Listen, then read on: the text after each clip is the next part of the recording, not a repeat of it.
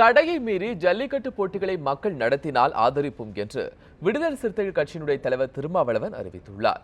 சென்னை அசோக் நகரில் உள்ள கட்சி தலைமை அலுவலகத்தில் பழங்குடியினருக்காக இந்தியாவில் பள்ளிக்கூடத்தை திறந்தவர்களில் ஒருவரான சாவித்ரிபாய் புலேவின் பிறந்த நாளை ஒட்டி அவரது திருவுருவப் படத்திற்கு திருமாவளவன் மலர் தூவி மரியாதை செலுத்தினார்.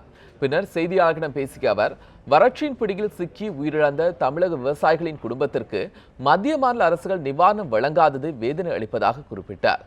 தமிழக மக்கள் தடையை மீறி ஜல்லிக்கட்டு போட்டிகளை நடத்தினால் விடுதலை சிறுத்தைகள் கட்சி ஆதரிக்கும் என்றும் திருமாவளவன் தெரிவித்தார்.